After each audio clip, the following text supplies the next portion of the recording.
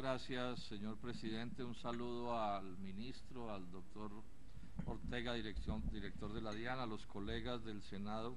También mis saludos a quienes nos acompañan y a quienes algún día nos vean por la televisión este debate, también mis saludos muy especiales.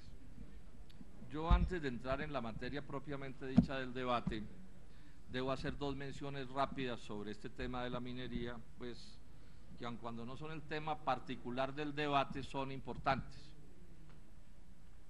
Lo primero es esto: hay en este momento una huelga en Prodeco, que es una de las carboneras importantes de la costa atlántica, de una transnacional.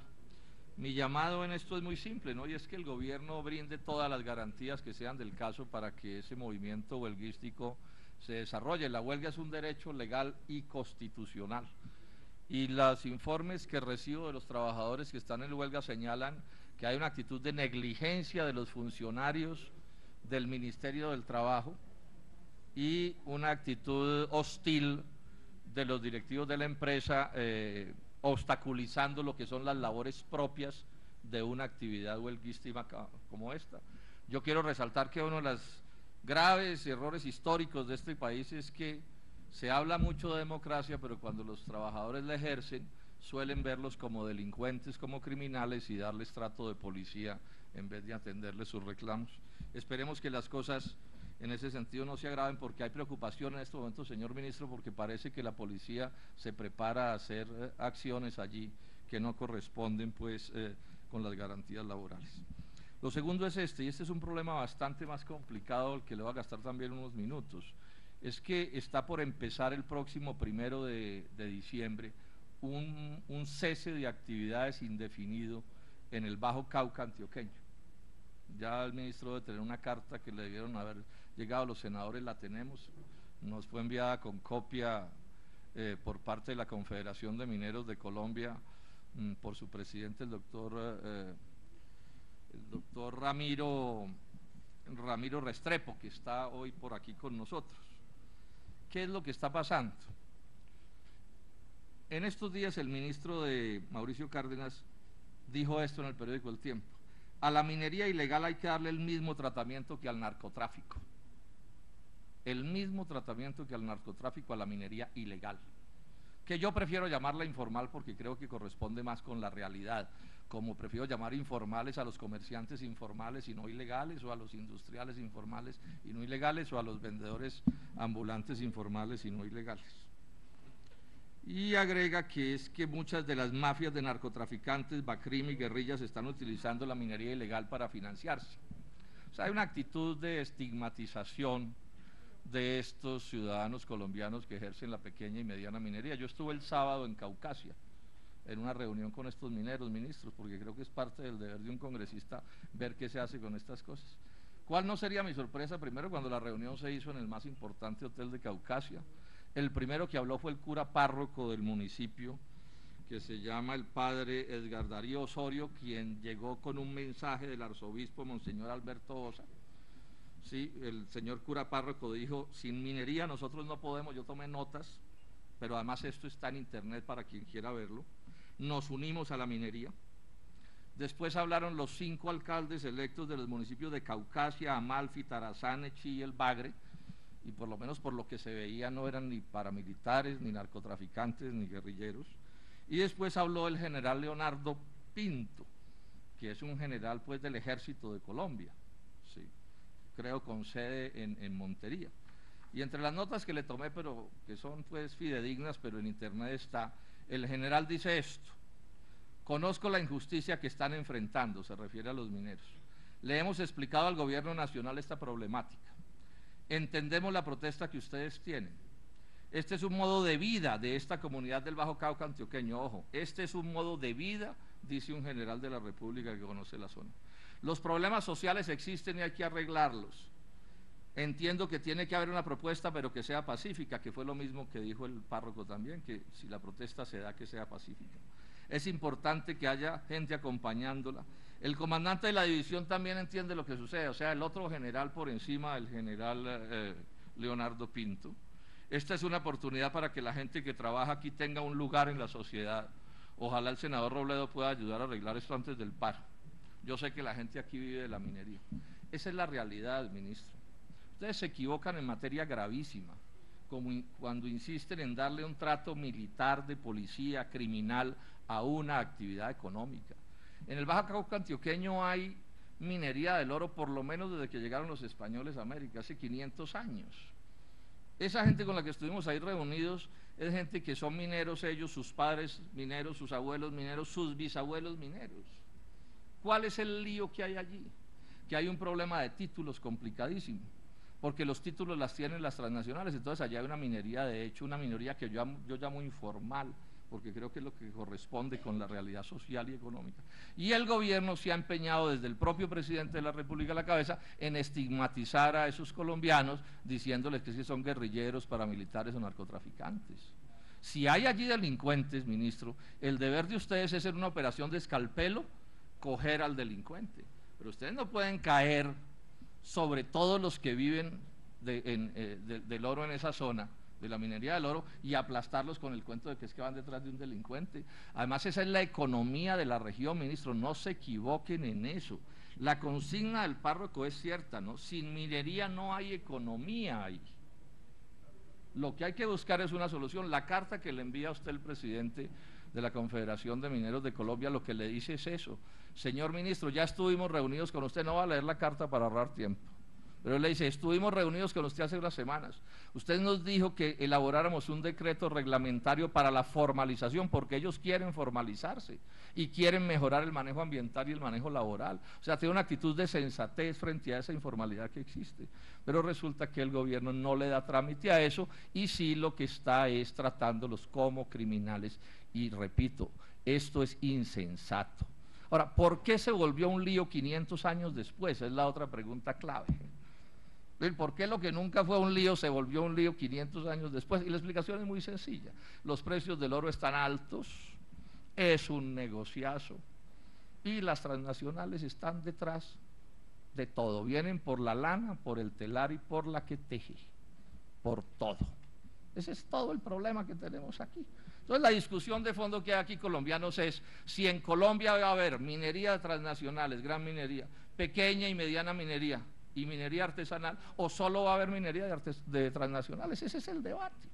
Y yo aquí le hago un llamado a la sensatez al gobierno nacional y a las transnacionales. Lo sensato es que aquí quepa todo el mundo. Eso es lo que es democrático, eso es lo que es sensato.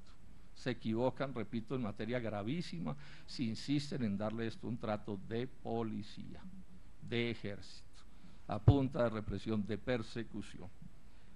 Quedan tiempo suficiente para que esta cosa se tramite de manera democrática, y espero, señor ministro, que así lo haga.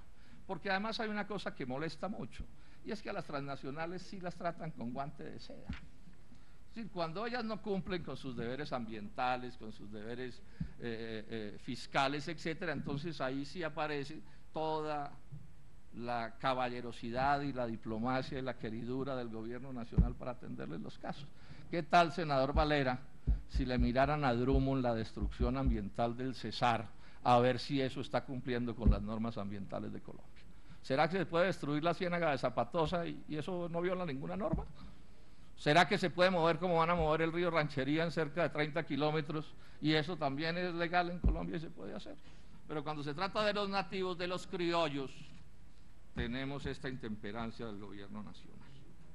Hasta ahí eso podría explayarme más, pero estamos resumiendo el tema. Yo he hecho otro par de debates anteriores, o yo no, la comisión ha hecho otro par de debates anteriores sobre minería, uno referido al tema ambiental, en donde hay muchísima tela que cortar, y otro referido al tema de las relaciones laborales, donde también mostramos unas relaciones laborales indeseables en el sector minero. Hay un problema de salud ocupacional grandísima. Aquí hay también trabajadores, por ejemplo, de Cerro Matoso que tienen problemas de salud extremadamente graves. Ese no es el tema de hoy, simplemente lo dejo mencionado. El tema de hoy es el tercer tema. Sí, cuando uno dice que están destruyendo el medio ambiente y las relaciones laborales son muy malas, entonces a uno le dicen, bueno, sí, senador, pero es que eso sí ganamos plata. Colombia está enchapándose en riquezas a partir de la minería. Y entonces lo que voy a mirar ahora es, bueno, cómo es que se reparte esta riqueza, a ver si es verdad que nos está yendo tan de maravillas para justificar incluso lo injustificable. Advierto desde ya, en estos debates uno siempre tiene un lío de cifras, porque si algo funciona mal en Colombia son las cifras. Alguien decía que había que someterlas a tortura para que cantaran, ¿sí? Para intentar desentrañar cuál es la verdad. Entonces salen cifras de todos los lados y es muy difícil. Y las oficinas de los senadores, la verdad, no somos potencias, digamos, en cuanto a logística para hacer estas cosas. Entonces voy a adelantar el debate en la medida de esas limitaciones y me voy a apoyar mucho o bastante en un informe que hizo el director de la DIAN ahora en octubre pasado, que circula por internet y al cual se han referido el doctor José Fernando Izaza, Salomón Kalmanovich, Elena Villamizar, que da unas claves de cosas importantes que están pasando sobre este problema de los tributos. Parte del enredo tiene que ver que a veces se habla de gran minería y se incluye hidrocarburos y a veces se habla de gran minería y no se incluye hidrocarburos, ¿no? Uno pensaría que lo sensato sería que eso casi que se manejara por lo menos la mayor parte del tiempo como una sola cosa para facilitar los análisis, pero ese es uno de los enredos que se tienen, que lo llena uno de dudas en cada afirmación. Lo mejor que yo he visto, el debate en qué consiste, colombianos, en cuánto le toca al Estado. Entonces uno dice, no, las regalías son muy bajas, y yo voy a probar que son muy bajas. Entonces le dicen, no, pero es que le faltan los impuestos, ¿sí? Hay que sumar los impuestos y las regalías. Entonces ahí empieza el enredo y la discusión. Bueno, pero ¿cuáles impuestos? Y se hace una discusión sobre una cosa que unas veces, yo sé que hay un matiz de diferencia, pero unas veces, y ese es parte del enredo, se llama el state take, senadora Marisa, y otras veces se llama el government take, ¿sí? Y es parte del enredo en el que estamos. Repito, con las dificultades de tiempo voy a intentar hacer una cosa que se entienda, pero les decía hace un momento que lo mejor que he visto al respecto sobre qué es lo que está pasando, porque claro, en Colombia hay tasas de renta nominales y reales, entonces de impuesto de renta, entonces eso crea otro enredo inmenso, y si hay una cosa obstrusa en Colombia es el sistema impositivo. Eso está diseñado para que nadie lo entienda, porque por supuesto de la confusión salen las ganancias, salen los impuestos que no se pagan, que probablemente son más rentables que la propia actividad económica de estas empresas de las que estamos hablando. Pero les decía que acaba de aparecer un documento muy importante que pone el punto donde es, detalle más, detalle menos. Es que la UME, que es la Unidad de Planeación Minero-Energética, o sea, un organismo importante del gobierno para estos efectos, contrató con la Universidad de los Andes un estudio para calcular el government take de minería, solo de minería, no de petróleo. ¿Y qué dice este estudio? Que es un estudio pues oficial. Dice que sin impuestos parafiscales, sin contar los parafiscales, el total que le toca a Colombia del PIB minero, del Producto Interno Bruto minero, es el 20%. Y si se suman los parafiscales, el 22%. Yo creo que no se deben sumar los parafiscales. Ese es un truco de estas transnacionales para presentarse como sacrificadas, pobrecitas. No veo por qué se van a sumar parafiscales. Es decir, todo el mundo sabe, para poner un ejemplo, que las cajas de compensación es un salario convertido en caja de compensación. Entonces no tiene por qué presentarse como ingreso del Estado, y mucho menos los gastos en salud y este otro tipo de cosas. Pero bueno, si sumamos los parafiscales, que no se deben sumar, da 22%. Si no lo sumamos da 20%, hablemos de 20% para facilitar las cosas. Y cuando el impuesto de renta nominal es del 33%, y por bajitas que sean las regalías son del orden, para decir alguna cosa, del 3%, pero uno de pronto podría pensar en un promedio del 10%, porque hay algunas de un poco más, uno puede pensar que en general nominalmente el government take debería dar por encima del 40%, 40, 43% o más, como un promedio, y tenemos 20% promedio. Esta es la discusión. Y la discusión es que nominalmente hay una cifra que yo la veo bien discutible, porque sigo pensando que ese government take del orden del 40% es bajo porque las regalías son muy bajas. Pero suponiendo que fuera lo correcto, que no lo es, 20, senadores, 20, mi tesis es que les regalamos el mineral. Mi tesis es que les estamos regalando el mineral, que cuando mucho, no, mejor dicho, no pagan ni el impuesto de renta, que ya he dicho que es del 33, mucho menos pagan el mineral. Y al final de mi intervención voy a explicar cómo ese es el enfoque de estas grandes empresas, no solo las mineras, y es la idea de que ellos, su único deber con la sociedad es dar unos empleos, y que si dan unos empleos, les debemos quedar agradecidos por los siglos de los siglos. Cuando resulta que, por supuesto, teorías económicas democráticas dicen lo contrario. Bueno, empleos tienen su importancia, nadie la niega, pero además el empleo es la riqueza, es el ingreso. Sin empleo no hay ganancias del capital. La plata puesta pues en una rúa no produce nada, tiene que pasar por las manos de alguien para que se vuelva riqueza, para que se vuelva ganancia. Luego aquí se vuelve muy importante si pagan o no pagan los impuestos y las regalías que deben pagar, entendida la regalía como el valor que tiene el mineral que está en el subsuelo y que le pertenece, como se sabe, a la nación. Este es el debate. El debate además suma otro aspecto que es muy importante, que es el problema de la auditoría. O sea, aquí tenemos un problema de normas, a mi juicio incorrectas, pero tenemos dos problemas más. Uno, la manipulación de las cifras frente a la DIAN y todo lo que se puede desprender de ahí en el sentido no solo de los descuentos tributarios por la vía de la legalidad, descuentos tributarios porque la ley los autoriza, sino, yo no sé si eso se llama ilusiones o cómo es, pero puede ser fraude literalmente hablando. Y tres, la última cosa que voy a plantear es que lo que dice la Contraloría General de la República es que a las transnacionales, ministro, en sus cuentas de regalías se les cree por fe, como en los asuntos religiosos.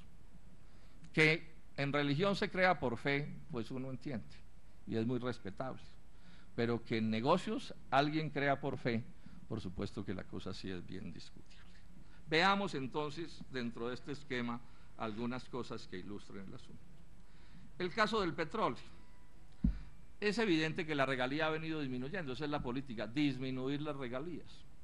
El ministerio me certifica que en asociación eran del orden del 16%, y les voy a creer la cifra, pero ya en los contratos de ANH está del orden de 8%, o sea que se ha reducido la regalía en la mitad. Esta es una reducción enorme de la regalía y por supuesto es un tema bien discutible. En la reforma, en la ley de reglamentación de las regalías, alcanza a aparecer el pedido de disminuir en 40% las regalías de los crudos no convencionales. O sea que sigue la política de reducir las regalías de los hidrocarburos, cosa que por supuesto es bien discutible. Cada tema de estos daría para un debate entero, yo voy a ser muy rápido, digamos, en la presentación. En el gas el gobierno habla del 18%, es lo que me certifica. Yo no tuve tiempo de mirar eso en detalle a ver de dónde lo sacan, pero el punto clave es este. La regalía más barata del gas, me certifica también el gobierno, es de 4.8% en un cierto tipo de yacimientos. Yo de entrada cuestiono que pueda ser aceptable para un país como Colombia regalías de menos del 5% en el negocio del gas. Ahí queda abierto otro debate enorme, ¿sí? Otro debate enorme, regalías de menos del 5% en el caso del gas. En el caso del carbón tenemos regalías las más altas del 10%, las menores del 5%, exceptuando el caso de unos campos en los que la propiedad no aparece, que le virlaron a la nación, pero digamos que el promedio es entre el 10 y el 5%, o sea, los topes son entre el 10 y el 5%, sin duda bastante baja como regalías. El caso del oro y la plata es escandaloso, ¿no, senadores? Porque en lo que compete particularmente con la minería transnacional, sobre la que yo tengo puestos los ojos, porque claro, yo distingo muy bien de la minería, no sé, de Drummond, de Glencore, de cualquiera de estas grandes mineras, al minero artesanal que si no le cobran regalías, pues bueno, uno hasta puede entenderlo, y uno podría entender que hubiera un escalonamiento en las regalías de los magnates hacia los pobres. Esas son cosas que pueden ser de sentido común, pero aquí me estoy refiriendo, y el debate está montado, es a la gran minería, que son de los ricos no de Colombia, sino del mundo. O sea, por encima de ellos, el sombrero a duras penas, ¿cierto? Entonces ahí, por supuesto, que hay que fijarse con detenimiento. Entonces, digamos que la real de la minería del oro, de la gran minería, es del 3.2%. Esto es escandaloso. 3.2% es lo que al Estado se le reconoce por el mineral. O sea, es mejor negocio vender los explosivos, vender el cianuro, hacer el hueco, transportar el oro, procesarlo. Cualquier cosa es mejor negocio más que ser el propietario del recurso. En el caso del níquel hoy están pagando 8% de regalía, que también a mi juicio es bajísimo. En hierro y cobre 5%, en platino 5%, en calizas 1%, en minerales metálicos 5%, minerales no metálicos 3%, materiales de construcción 1%. Aquí hay todo un debate para hacer, porque yo no creo que esas regalías bajas se le trasladen a la gente, yo creo que eso se vuelven rentas. O sea, el que tiene la concesión se cobra, digamos, como renta, ministro, usted seguro que entiende esto que le estoy diciendo, se cobra como renta lo que la sociedad le está regalando de manera por completo arbitraria, porque si se transfiriera esa regalía baja a la sociedad uno podría hasta entender, pero no es eso lo que termina sucediendo. Y ojo con este que sí es el dato del escándalo completo. ¿Saben cuánto pagan de regalías los indígenas de La Guajira, de allá, esos de Manaure, que más pobres que ellos, difícil en el mundo, que trabajan al sol y al agua, a temperaturas escalofriantes? ¿Saben qué regalía pagan por esa sal? El 12%.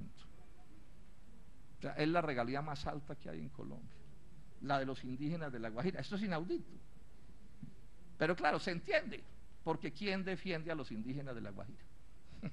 ¿Quién alega en el alto gobierno por los indígenas de La Guajira? ¿Cuál informe del Banco Mundial dice pobrecitos los indígenas de La Guajira? Entonces que se los claven, 12%. En tanto, a los magnates del mundo ya vemos el tipo de regalías que les están cobrando. Aquí abro una ventana a un punto que es clave porque tiene que ver con un debate del año entrante. Es bueno, que es el debate de los impuestos todos de Colombia. ¿Quién paga los impuestos en Colombia? Le pregunté yo hace unos días en un evento de la Asociación de Periodistas Económicos al ministro de Hacienda. Me dijo, pero se sabe, pues los grandes contribuyentes. Le dije, no, yo no creo eso. Y quedó planteado un debate. Bueno, ya tengo las cifras. Los grandes contribuyentes en Colombia, donde están todas estas mineras, no son grandes contribuyentes porque paguen muchos impuestos de ellos, sino porque recaudan muchos impuestos que pagamos los colombianos. Mucho IVA, mucha retención en la fuente. O sea, ellos actúan como una especie de DIAN privada. Y como transfieren todo eso que pagan otros, se presentan como grandes contribuyentes. ¿Saben cuánto aportan de verdad los grandes contribuyentes al total de los impuestos en Colombia, ministro? Sin contar el impuesto al patrimonio, el 15%. Y contando el impuesto al patrimonio, el 18%. Pero les doy este dato, pagan 10 billoncitos, de esos 3 los paga Ecopetrol, porque me falta todavía acabar de aclarar las cifras. Lo poco que pagan los grandes contribuyentes, del orden del 15%, ¿cuánto pagan las empresas del Estado? Porque podemos terminar descubriendo que es que todas las grandes empresas de Colombia, las extranjeras y mineras como las nacionales, prácticamente no están pagando impuestos en este país. Y este debate se debe hacer, porque el colmo sería que se planteara una reforma tributaria el año entrante del señor director de la DIAN, que no empezara por descontarle a los colombianos quién paga los impuestos. Porque aquí no se puede seguir con la falacia de que los impuestos en Colombia los pagan los monopolios y las transnacionales, las 5.000 más grandes empresas de Colombia, cuando aportan el 15%. Y no he hecho el descuento, porque nos faltan los datos, de cuánto de eso es EPM, cuánto es Ecopetrol, cuánto es ISAGEN, cuánto es ISA, cuánto es empresa de teléfono de Bogotá.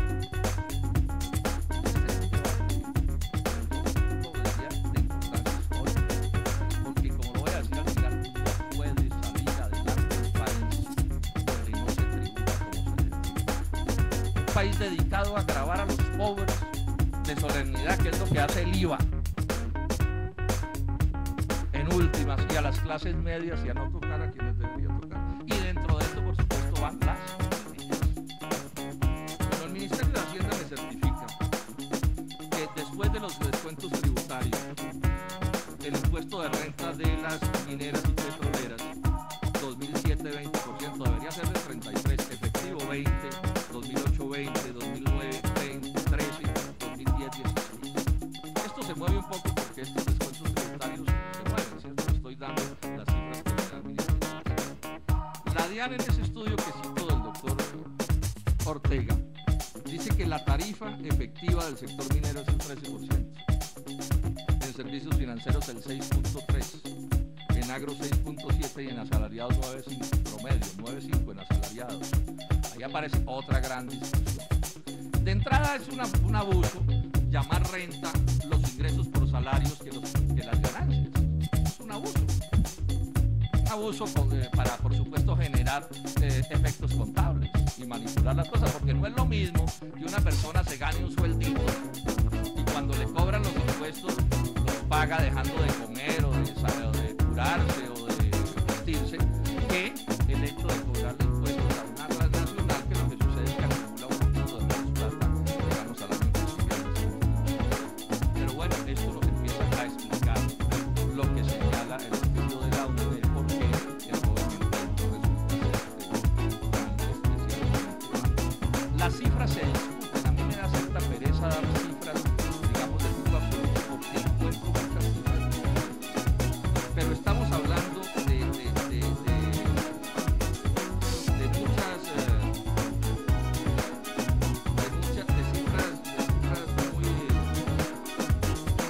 muy altas, ¿no? Del impacto fiscal de estos descuentos.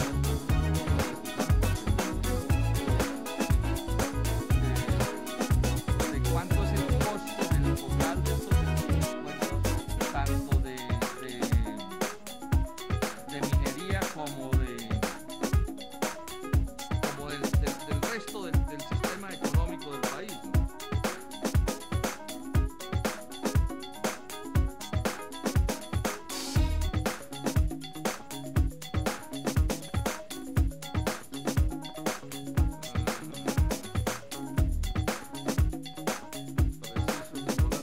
¿Cuánto es el total? El costo fiscal, no, pero no solo.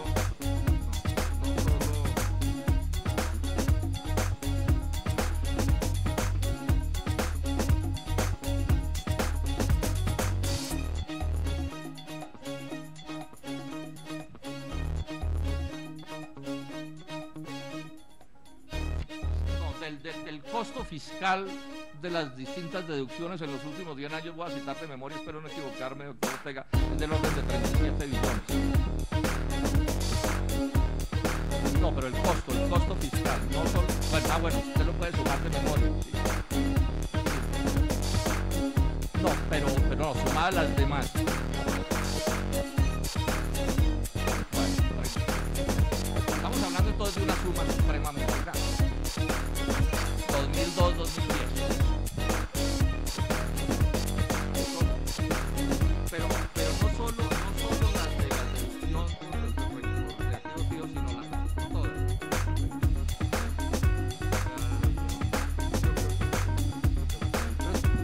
Está en la presentación, usted lo va a señalar en la presentación. Yo creo que es del orden de 37, pero puede ser 27, pero cualquiera de las dos cifras, estamos hablando de una cifra supremamente grande. Que los estudiantes que ahora andan buscando la plata para la educación pública y gratuita y de alta calidad, pues aquí tienen una buena fuente para escarbar de dónde podría salir las finanzas.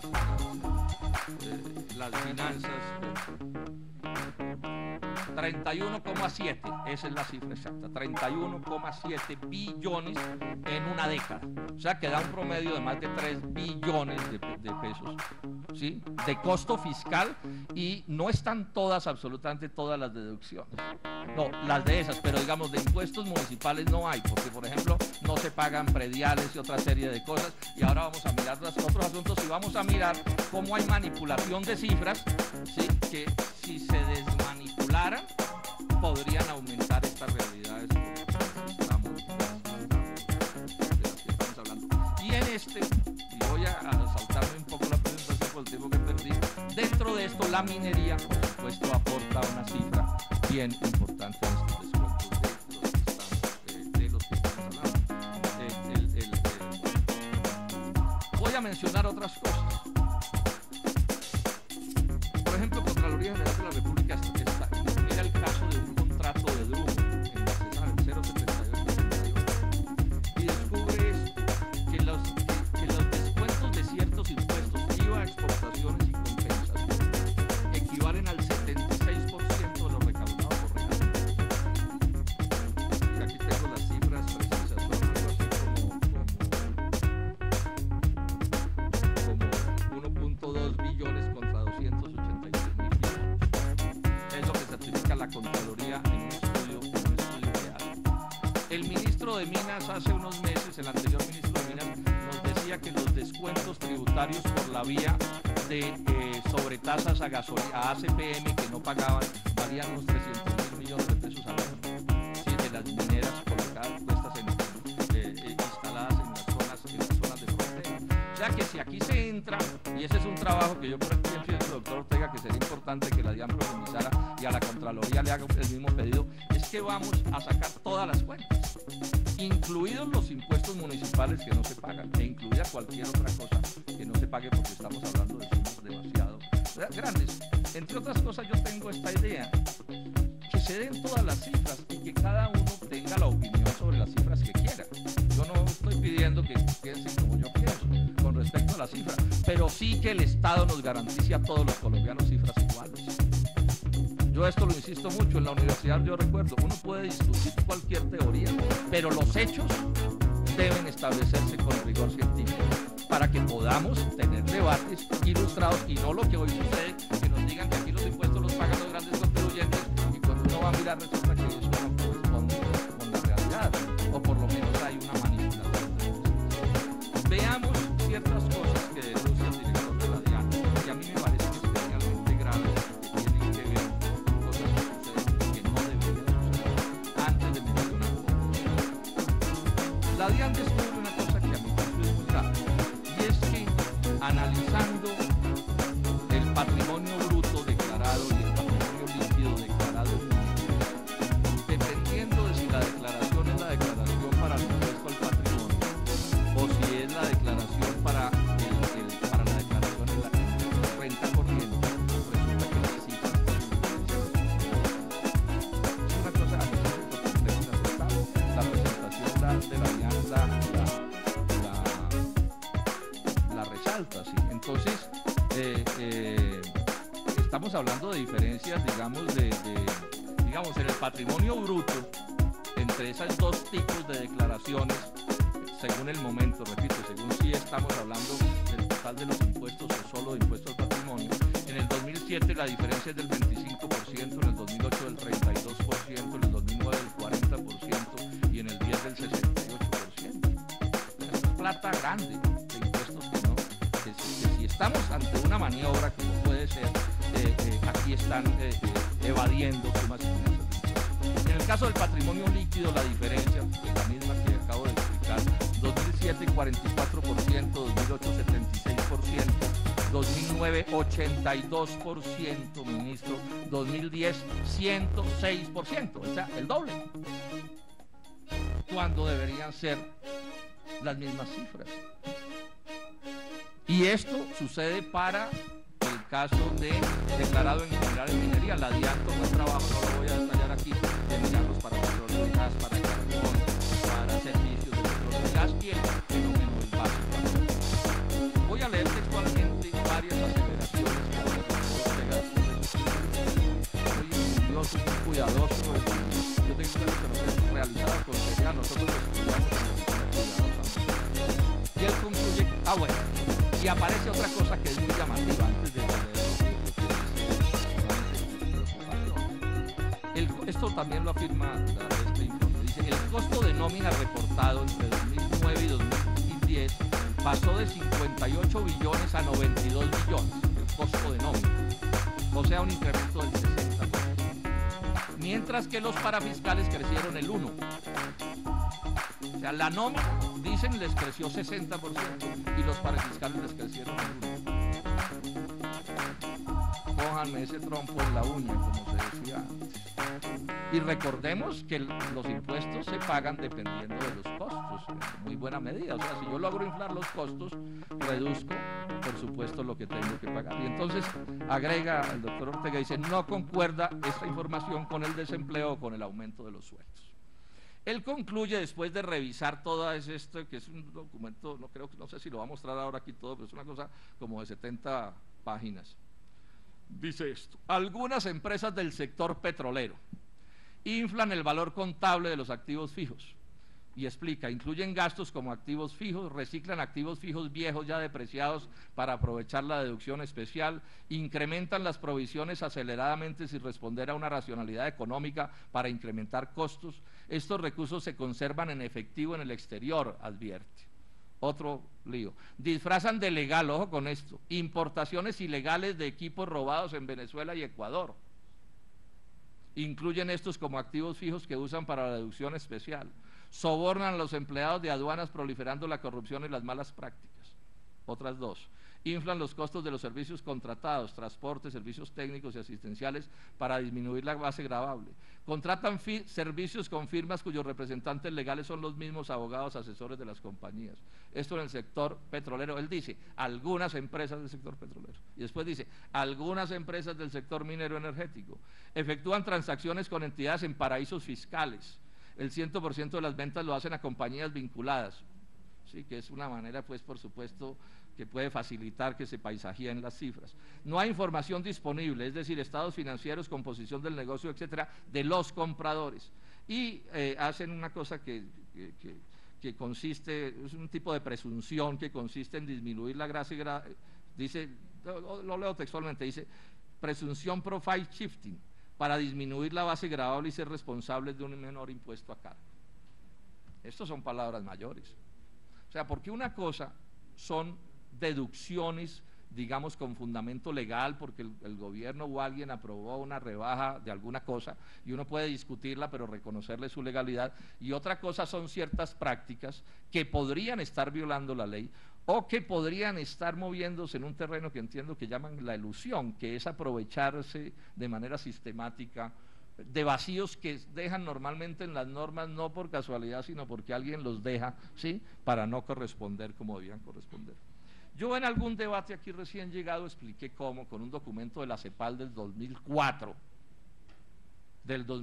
de la CEPAL, señala la CEPAL que si las transnacionales de esos días pagaran en el tercer mundo los impuestos que pagan en los países donde tienen sus sedes, los recaudos tributarios de países como Colombia, sumados todos, aumentarían en 35.000 millones de dólares al año.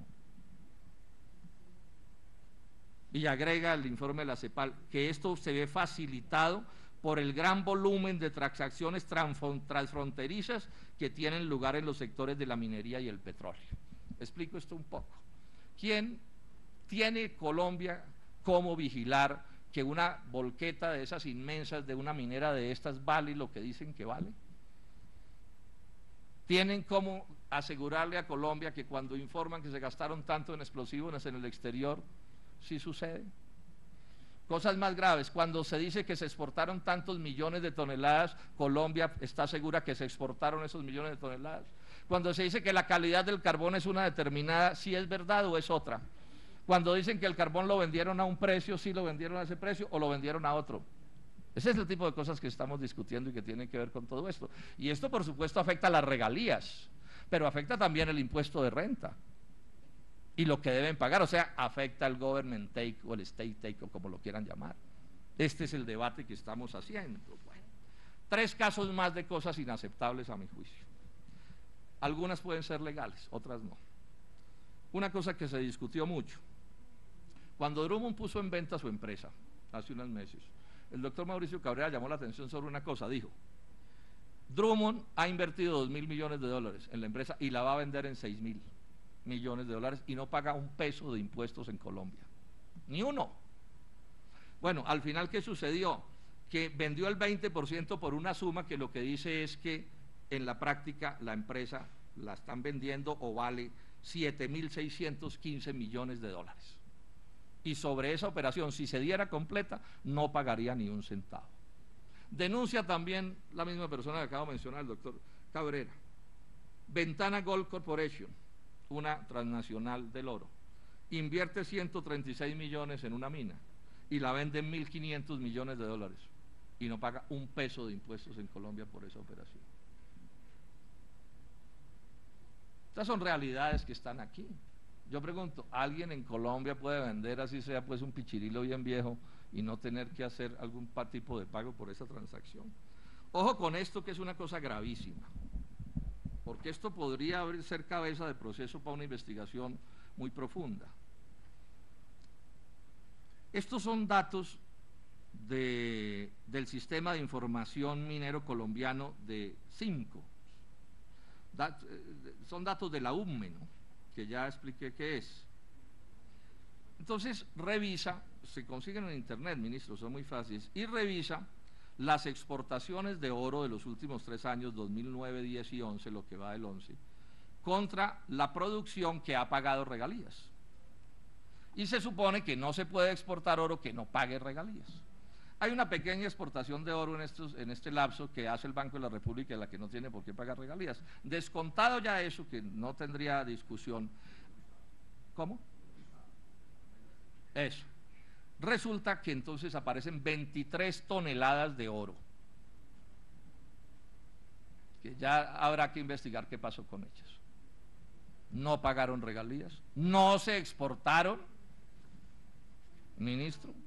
En todo caso valen 1.9 billones de pesos. 1.9 billones de pesos de una movida que tiene todos los vicios de ser ilegal, criminal, no sé exactamente cómo sea. Le tocará a las autoridades aclarar qué es lo que pasa. Otro hecho inaceptable por completo de lo que está pasando. En este asunto de la minería hay un gravamen que se llama el canon superficiario, que es un gravamen que tienen que pagar las empresas mineras cuando les adjudican un título y están en la etapa de exploración antes de empezar la explotación y explotación. Durante ese lapso en que tienen el título y están explorando y no han empezado a explotar, tienen que pagar una cosa que se llama un canon superficiario, que es un gravamen por hectárea. Eso tiene distintos valores en este momento dependiendo de la norma que se aplique, porque han cambiado las normas, entre 1 y 3 salarios mínimos, ¿sí? Esto tiene una importancia además, digamos, técnica clave, y es que ese canon superficiario es la manera de presionar a las empresas para que no se duerman con las áreas y se dediquen a especular con ellas, sino para que o las meten a la producción o las devuelven. Entonces, clave, ministro, usted sabe bien la importancia de esto. Bueno, los análisis que ha hecho el doctor Guillermo Rudas, un profesor muy distinguido que sabe mucho de estas cosas, son imprecisos porque la información es imprecisa, porque como hay distintos momentos y distintos valores de ese canon superficiario, pero él señala que el pago debe estar entre 150.000 y 450.000 millones de pesos anuales. Y lo que se están efectivamente pagando va entre 5 y 14 veces menos que lo que debería ser. O sea, estamos hablando de sumas inmensas. Le preguntamos al ministerio, las respuestas del ministro de Minas nos las hizo el director de Minería. Entonces dice, es importante señalar que en el momento no se cuenta con un software para el control efectivo sobre el canon, este canon superficiario. Aquí hay otra tronera de tamaño descomunal que tiene la gravedad de plata que pierde el Estado y que tiene la gravedad de que estimula, digamos, las maniobras para no poner en producción los campos. Terminemos con 2 cosas más. ¿Cuál es el lío de la auditoría? Para mí este probablemente sea el problema más complicado, que en buena medida explica todo lo anterior. Es si el Estado tiene y ha manejado con rigor y seriedad un sistema de auditoría, tanto a nivel de DIAN como a nivel de Ingeominas o de quien sea, para asegurarse que no se le esté haciendo fraude en las cifras al Estado colombiano, ni en las interpretaciones, ni en los análisis. Porque mientras del lado de las mineras, bueno, y de todas las empresas grandes en Colombia, hay legiones de abogados, de contabilistas, de computadores, de todo, dedicados todo el día a ver cómo se va de un centavo o cómo se hace una interpretación que los favorezca, del lado del Estado lo que tenemos son los funcionarios, pues un aparato enclenque, ¿sí?, que se mueve con inmensas dificultades y que tumbarlo, como se dice coloquialmente, es tan fácil como quitarle a un bebé un sonajero, que es lo que vamos a mirar aquí, es lo que nos dice la Contraloría General de la República. En el caso de la auditoría para la producción de hidrocarburos, hay 12, 14, 16 técnicos en el trabajo de auditoría en hidrocarburos, en el ministerio. Y resulta que en Colombia hay 341 campos petroleros. Y cada campo tiene un montón de pozos. Y la principal auditoría es medir en boca de pozo cuánto petróleo sale. Eso es como un chiste. Sí, porque entonces un pobre inspector de estos, o como se llama, aterriza en un campo que puede tener 50.000 hectáreas de grande y que puede tener 300 pozos y tiene que certificar cuánto petróleo salió de cada pozo. Es que yo no quiero ni entrar a calificar a las personas responsables de estas realidades. Esto es inaudito, inaudito. Ahora, pozos que entre uno y otro puede haber 10 kilómetros, en medio de las montañas, de los ríos, de los animales, de todo. ¿Qué pueden certificar? En el caso del impuesto de renta, hay 105 funcionarios para el área, para hacer, digamos, este tipo de auditorías, pero tienen que auditar 1.387.000 declaraciones de renta, porque son los mismos que tienen que mirar minería de hidrocarburos, son los que tienen que mirar el resto de las cosas. Entonces yo sé que son funcionarios buenos y trabajadores en general, inteligentes, etcétera, pero por supuesto que esto los desborda por completo. Los desborda por completo porque estamos hablando de operaciones descomunalmente grandes en lo que tienen que ver las cosas. Entonces miren ustedes lo que dice la Contraloría General de la República en el caso de un análisis de gran minería y en el caso de un análisis petrolero. Dos momentos. Podríamos leer muchas cosas, voy a leer dos nomás para que nos quede tiempo para seguir discutiendo. Dice, la información proveniente de los titulares mineros, es decir, las empresas, en el tema de regalías es en un alto porcentaje de buena fe, por cuanto la entidad no cuenta con elementos suficientes, o sea, en Geominas, que en ese momento es la autoridad minera, no cuenta con elementos suficientes desde el punto de vista técnico y legal para controvertir o rechazar las liquidaciones de producción y cálculo de regalías que reportan los titulares mineros, lo cual representa una seria debilidad y un riesgo permanente para los intereses del Estado y las regiones beneficiarias de las regalías mineras en este reducido número de títulos mineros. Esto es lo que dice. Asimismo, en algunos casos la metodología seguida para la liquidación no se ciñe conforme a la ley o a los contratos sumando la permisividad de Ingeominas como autoridad minera. O sea, se les cree por fe. Ya mencioné eso, pero lo quiero reiterar. O sea, no hay ninguna empresa del mundo, ministro, que no se gaste, empresa privada digo yo, que no se gaste una suma importante de sus recursos en auditoría. Y la explicación es muy simple, es que si no se audita la gerencia se roba la empresa. Yo no voy a decir que cada gerente, pero es que esa es la lógica. ¿Alguien tendría, un propietario de una empresa grande en el mundo aceptaría no tener auditoría sobre su gerencia? Bueno, ¿por qué el Estado colombiano no tiene auditoría sobre esto? ¿Por qué no la tiene? ¿Cuánta corrupción o cuánta negligencia, hay que decir con claridad, hay sobre esto? Esto no se ha corregido, esto es un informe del 2008, o sea, hace 3 años este informe, y eso se sabía desde antes. En el caso del petróleo veamos una cosa breve, leo, que dice la Contraloría. Estos son unas revisiones que hizo la Contraloría sobre campos petroleros en Casanare, en el Tolima, embarques en Coveña y Sucre y en el Huila y en el Meta. Miraron con detenimiento el campo Rubiales Pirirí, que ese solo campo tiene 160 pozos activos. Y miren lo que dice el informe de la Contraloría.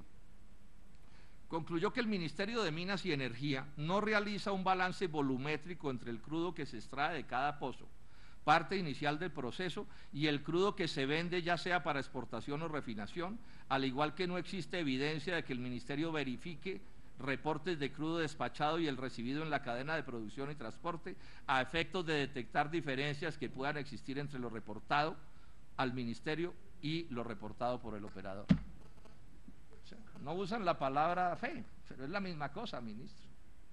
Y agrega, El reporte diario del operador, o sea, en este caso la empresa de la que estamos hablando, es la única información completa del campo que se utiliza para aprobar la producción de hidrocarburos en los campos Rubiales Pirirí, 160 pozos activos, y Quifa, 14 pozos, ya que los registros del ministerio son parciales por punto de medición, que es el pozo productor, y por campo. El Ministerio de Minas y Energía debe contar con datos propios, es la recomendación obvia. El Ministerio de Minas y Energía debe contar con datos propios que le permitan confrontar la producción en los campos de hidrocarburos en el país, de tal manera que se tenga un sistema de fiscalización confiable por parte de la nación para que se asegure que los datos de producción son confiables, y esto configura un hallazgo administrativo. Pero ¿saben qué es lo más lamentable de esto? Si yo no estoy mal, hace 5 o 6 años yo hablé la primera vez de este tema aquí en este Senado de la República.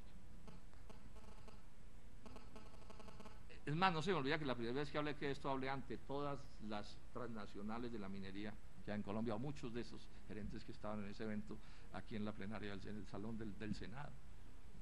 Y no se hace nada. O sea, el país puede estar siendo literalmente saqueado si se les antoja a todos los que tienen que ver con esto. No se hace nada. Terminemos con 2 cosas más. Esto aquí hay un debate de fondo, señor presidente, y me excúseme, yo espero en 5 minutos terminar. En el mundo del neoliberalismo y del libre comercio, en todas partes vienen bajando, no solo en Colombia, sino en todas partes, los impuestos y las regalías que pagan. Porque hay una discusión montada que hay que hacer en Colombia con toda franqueza. Estas grandes empresas nos están echando el discurso de que lo único que importa es el empleo que crean, y que si les cobramos regalías o les cobramos impuestos o las vigilamos siquiera, entonces no crean los empleos, como una especie de extorsión en el discurso. Y seguramente el ministro ahora se va a referir a eso, va a decir, no, es que si sube el government take, entonces no vienen. Y entonces esto se empieza a volver como una especie de círculo vicioso, ¿cierto?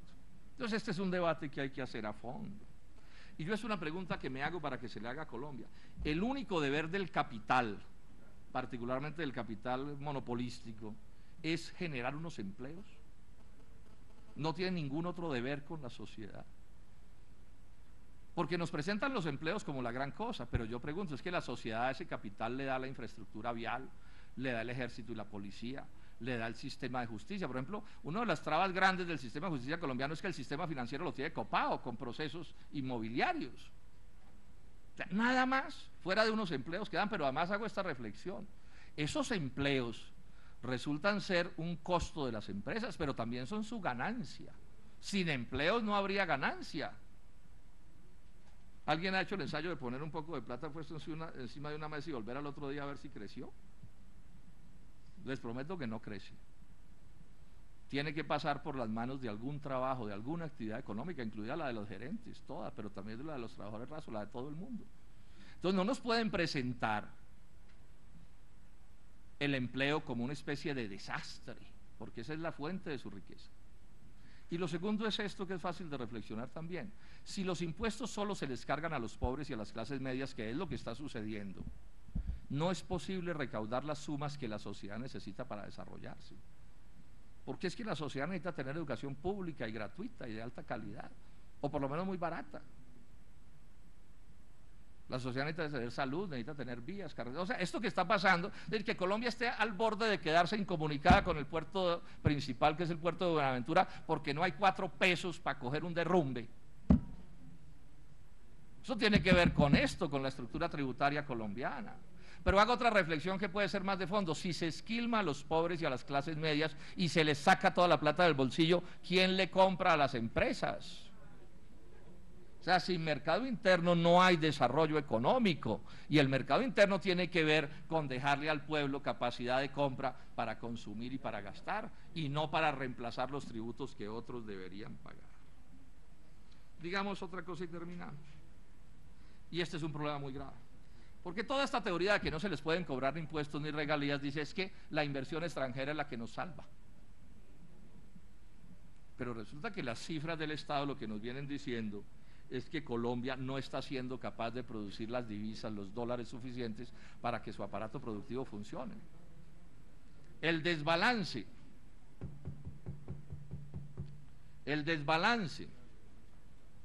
de la cuenta corriente de la balanza de pagos que mide la relación ingresos y egresos de divisas de Colombia es miedoso. En el 2010 llega a 8.500 millones de dólares. O sea, el país está literalmente desbaratando.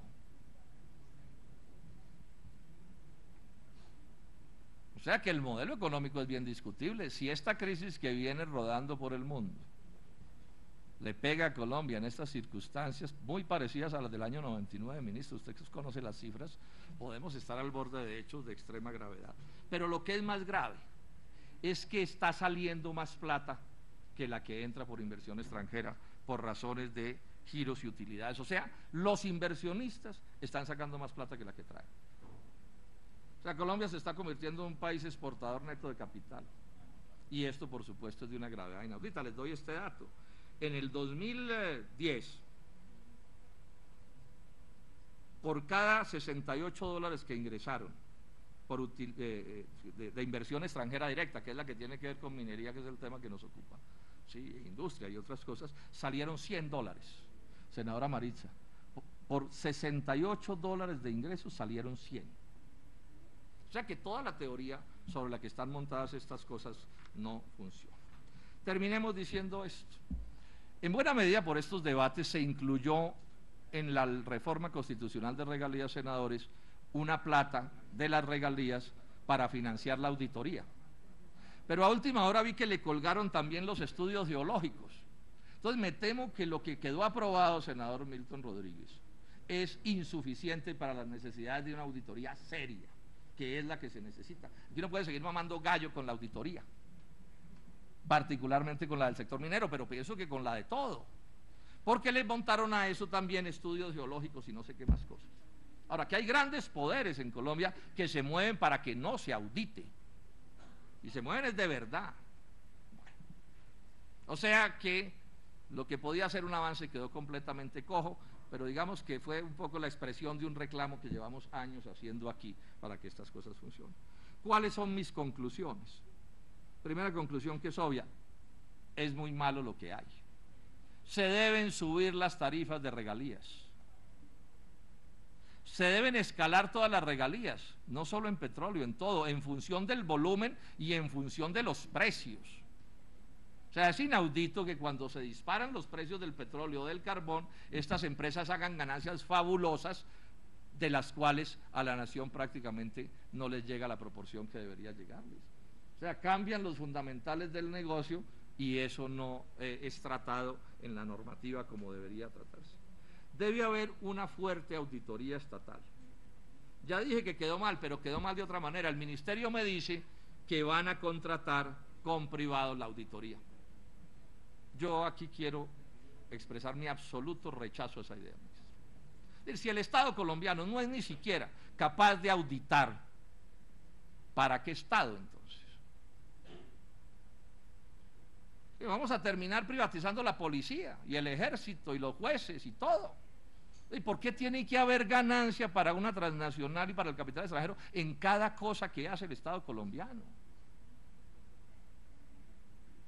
No son esas firmas auditoras extranjeras en últimas de propiedad de los mismos dueños de las transnacionales de la minería, ¿o cómo es? ¿Cuál es el escándalo de Enrod y de Henderson?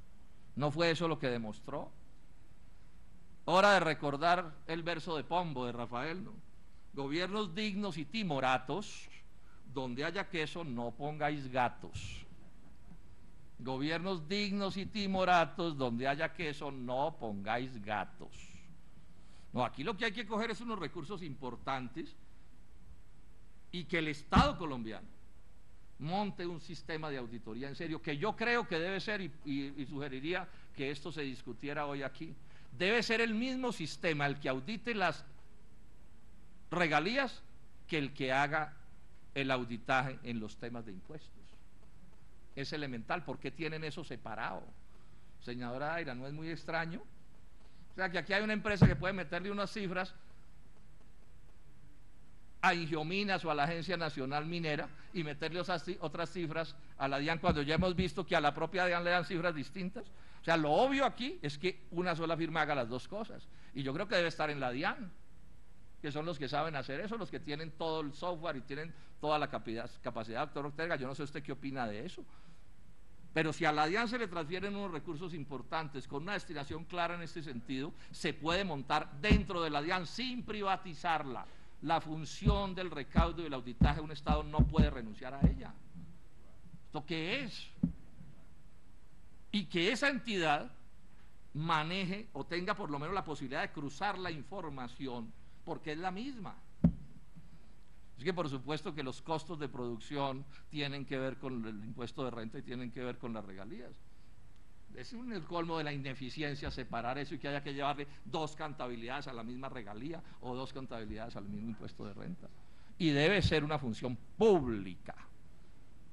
En Colombia existen colombianos honrados a toda prueba, incorruptibles, que nos pueden garantizar que eso se haga bien hecho y por supuesto se les dota del poder suficiente.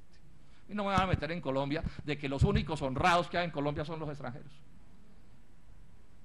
No lo acepto, porque es una falacia. Nomás es una indignidad siquiera aceptarlo. Y aquí vamos a terminar en una cosa que es muy loca, ¿no? Es decir, para lo único que hay que ser nacional es para ser ministro o presidente de la República. Para todo lo demás se puede ser extranjero. Bueno, pues entonces, ¿por qué no proponen que el presidente de la República también pueda ser extranjero? Bueno, es un sarcasmo el que estoy haciendo, por supuesto, pero tiene su fondo. Senador Robledo. Tiene su fondo y ya con esto termino. Y por último decir una cosa. Pues esta movilización estudiantil que salió tan bien y que todos nos tiene tan favorablemente impresionados a todos los demócratas de Colombia, pues es un ejemplo de cómo cuando la gente reclama de manera democrática, civilizada, pacífica, se logran cosas importantes. Yo creo que en este asunto de la minería hay que seguir en lo mismo. Derrotamos Santurbán, eso es importante. Parecido a cuando, yo sé que es diferente, se tumbó el megahotel del Tayrona, ¿sí? Y en este tema de la minería, además del debate de medio ambiente, además del debate laboral que se vienen haciendo, hay que introducir este debate en el debate público. ¿Cuánto pagan, cuánto no pagan, cuánto de regalía, cuánto de una cosa, cuánto de la otra? Porque hay demasiada plata en juego para que eso no sea así. O sea, que pienso que la movilización debe incluir este tema. Usted me excusa, señor presidente, si me alargué un poco, pero como usted ve, había demasiada cosa que decir. Muchas gracias.